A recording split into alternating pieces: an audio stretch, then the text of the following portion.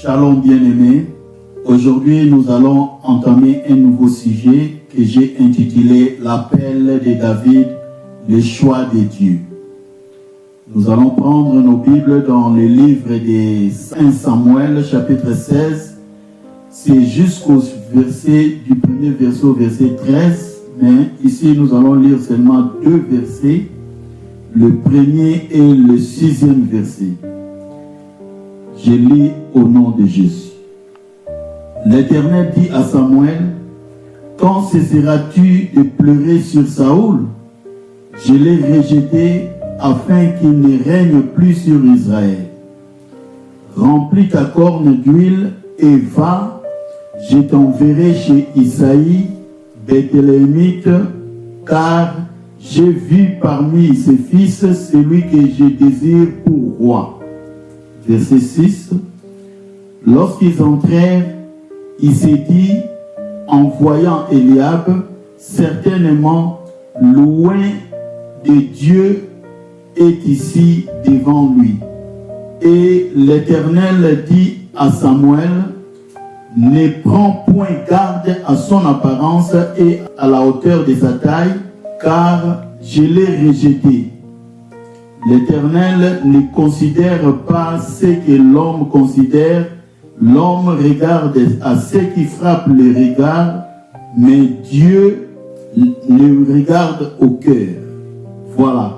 C'est une histoire que nous connaissons bien, l'histoire de David, l'appel de David comme roi en Israël. Avant cet appel, c'est le roi Saoul qui régnait. Il a régné pendant un temps, mais il avait commis une erreur. Il a désobéi à la voix de Dieu et le Seigneur l'a rejeté.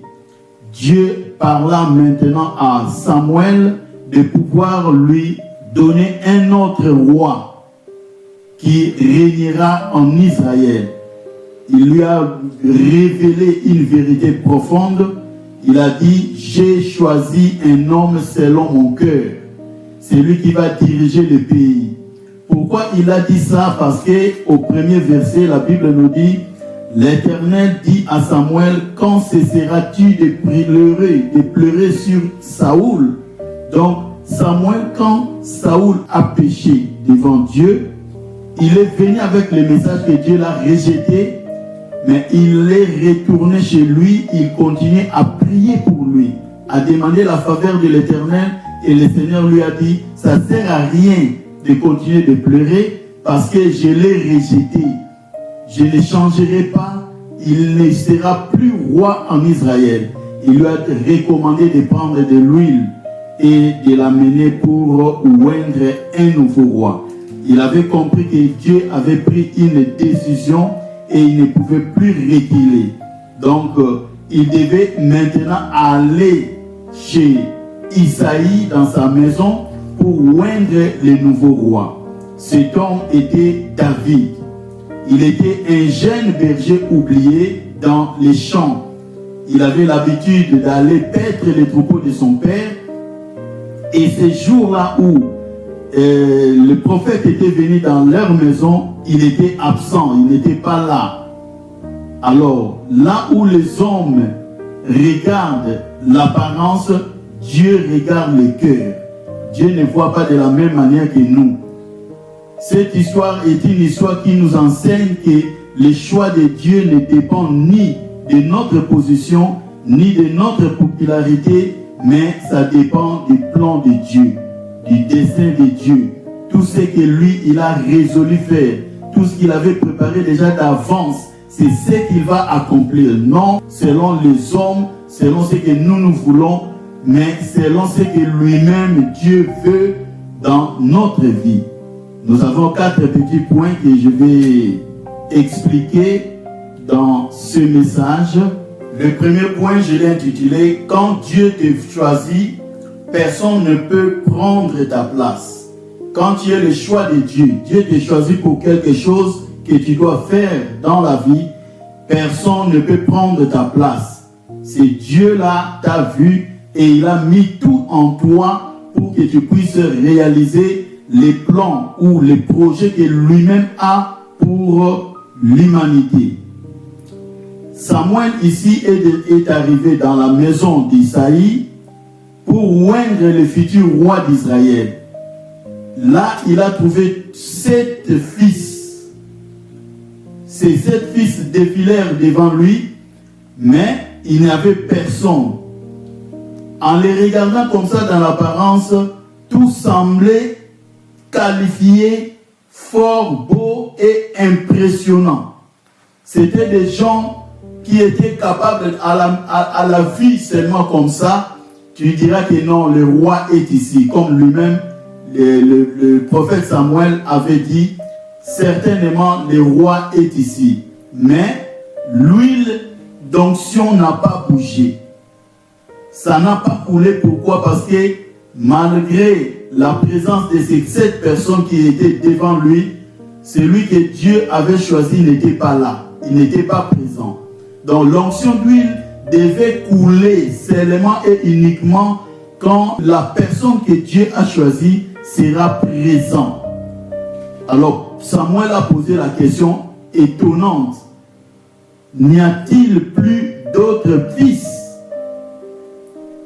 Et le papa a dit, il y a un autre fils. Il est en train de paître les troupeaux. Et le prophète a dit, ramenez-moi cet enfant, je ne ferai rien si il n'arrive pas. Ce qui veut dire en d'autres termes, quand Dieu te choisit pour faire quelque chose, rien ne va bouger, rien ne va se manifester, rien ne va se faire si toi, qui as reçu l'onction, qui as reçu le choix que Dieu a choisi, tu n'es pas encore là, rien ne va bouger. Et tout était calme.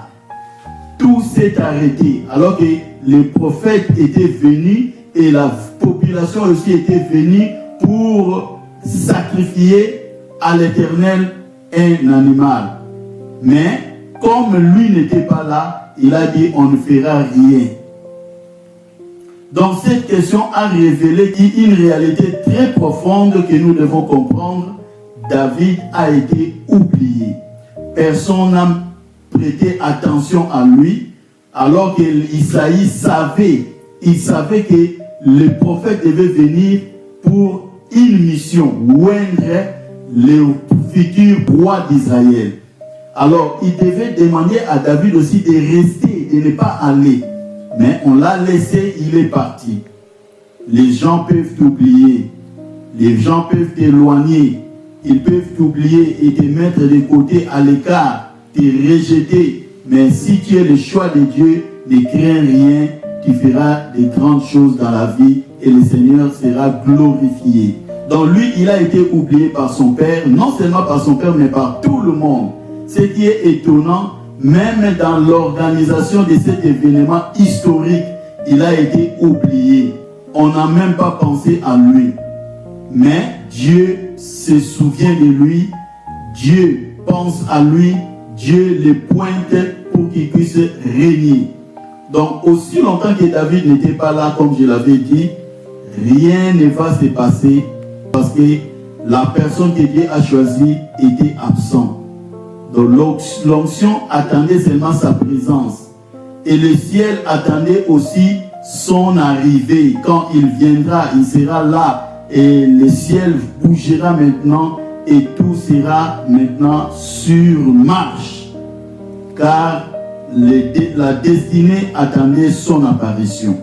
Aujourd'hui encore, Dieu dit quelque chose à quelqu'un. C'est toi que j'ai choisi. Tu es le choix de Dieu. Aussi longtemps que tu ne bouges pas, rien ne va se passer. Tout sera à l'arrêt. Parce que c'est toi qui feras quelque chose. Personne ne prendra ta place. Il faut le mettre dans ta tête que personne ne prendra ta place. Personne ne remplacera ce que Dieu a prévu pour toi.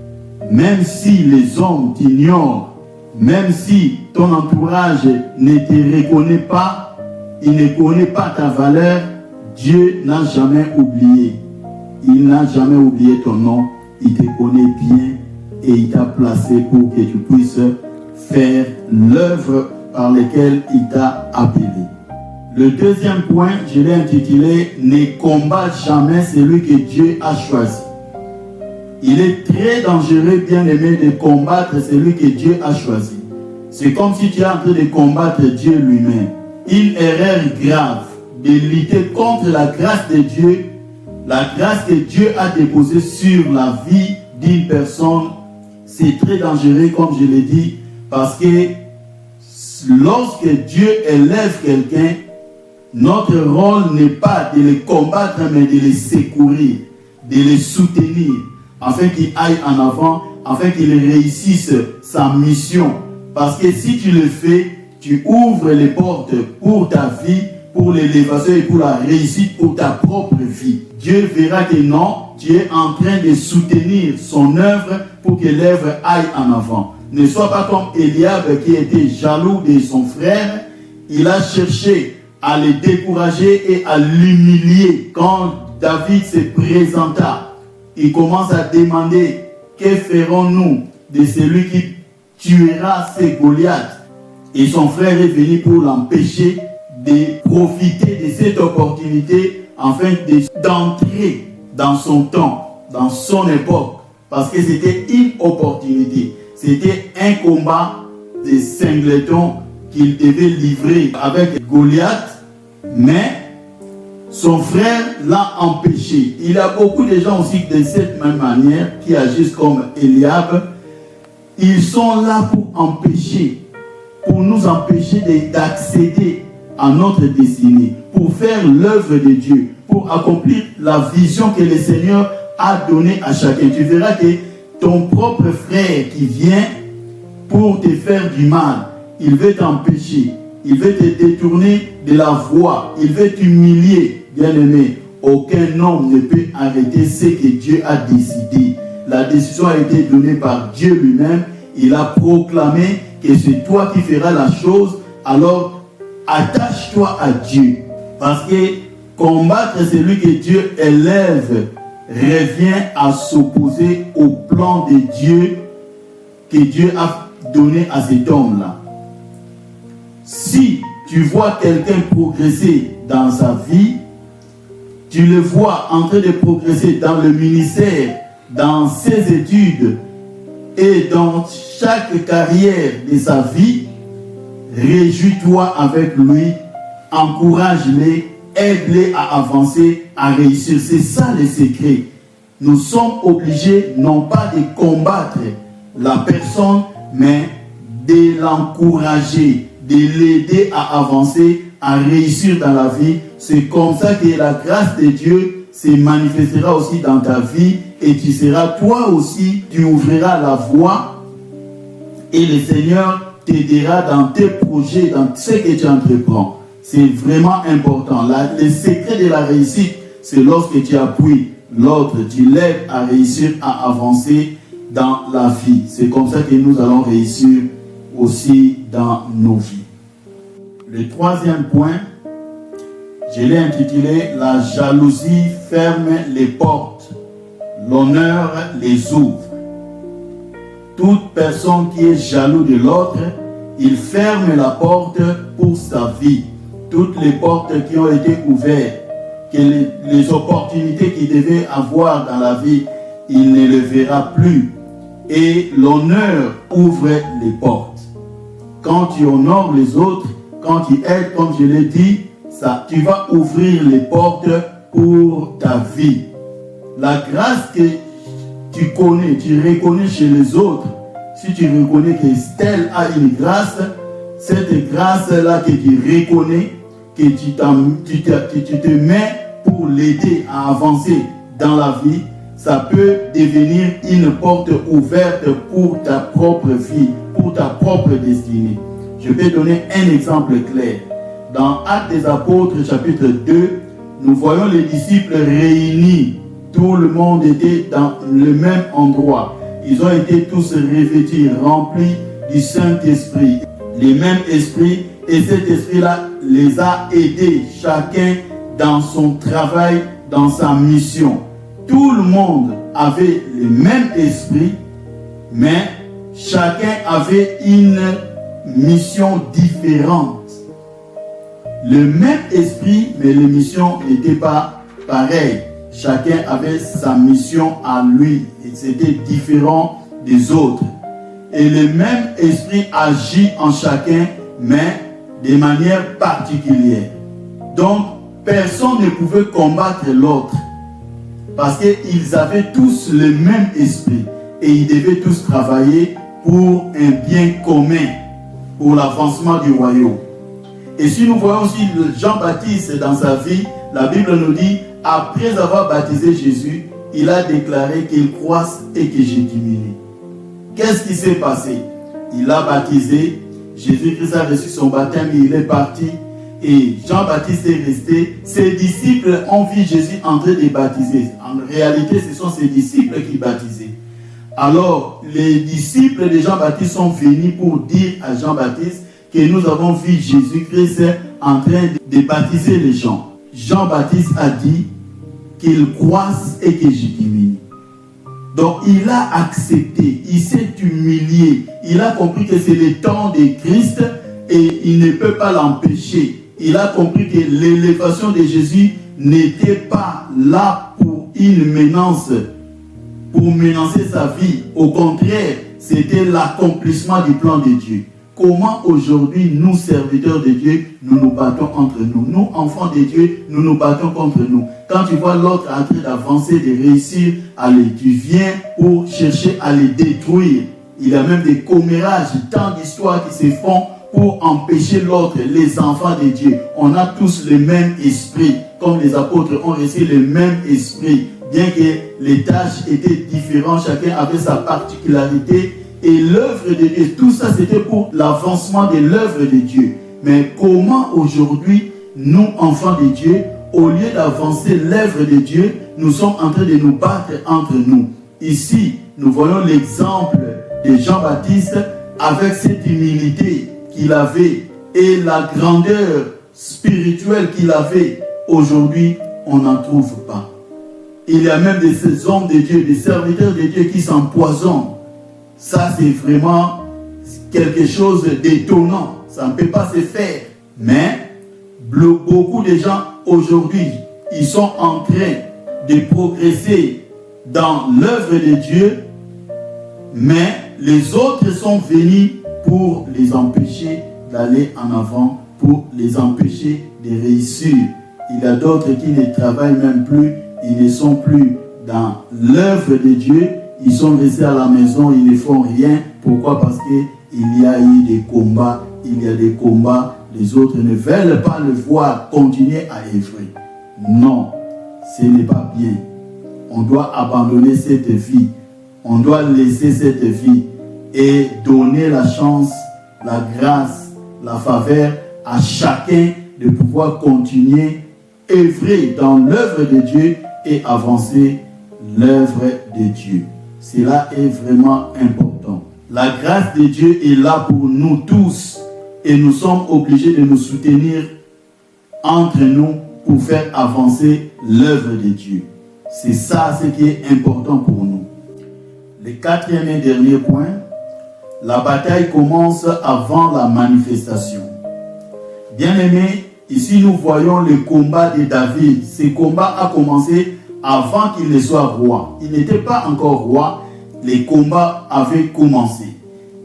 Il n'avait pas encore reçu la royauté, il a reçu l'onction, mais avant de se présenter devant les gens, les combats ont commencé.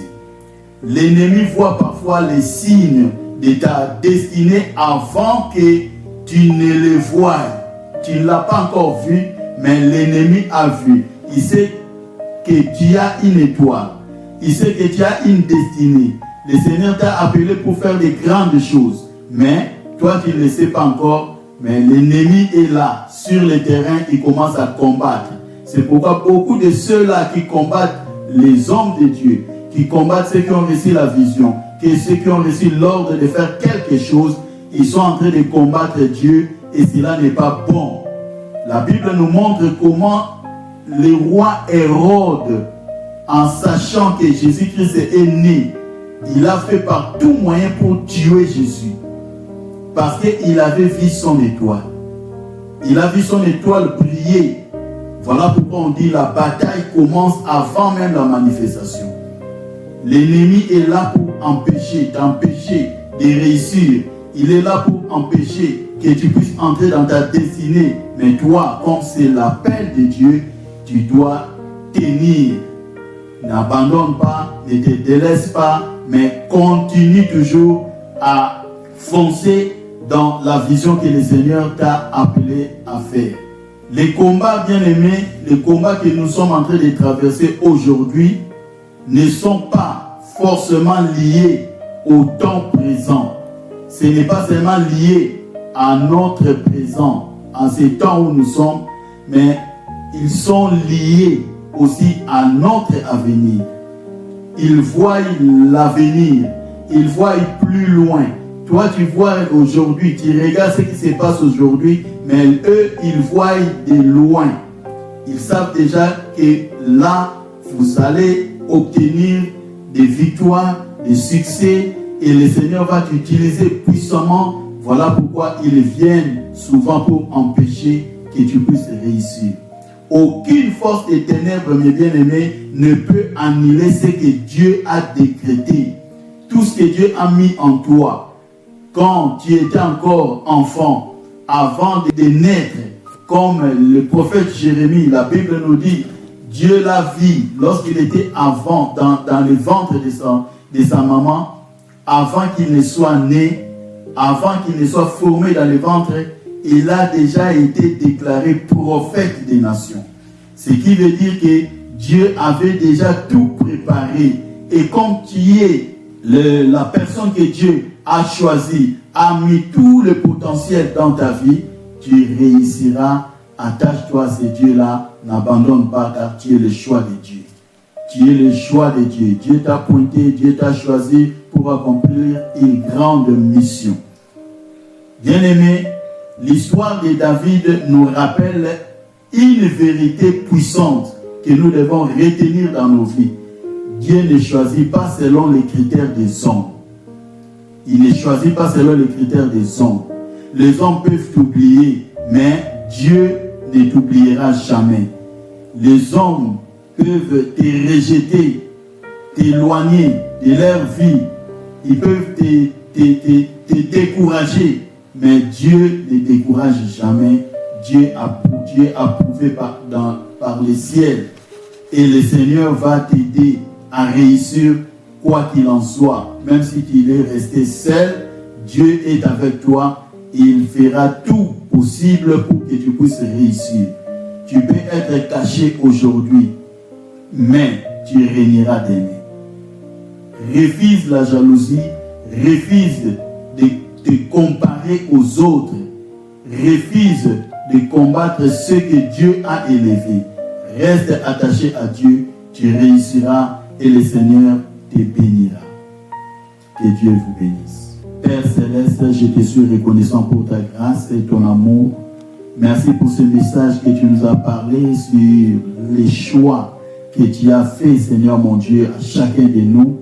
Nous remettons nos vies entre tes mains. Père éternel, aide-nous, Seigneur Dieu, afin que nous puissions tenir, Père éternel, bon pour l'accomplissement, Seigneur Dieu, de la mission, de ce que tu as mis en nous, Père éternel.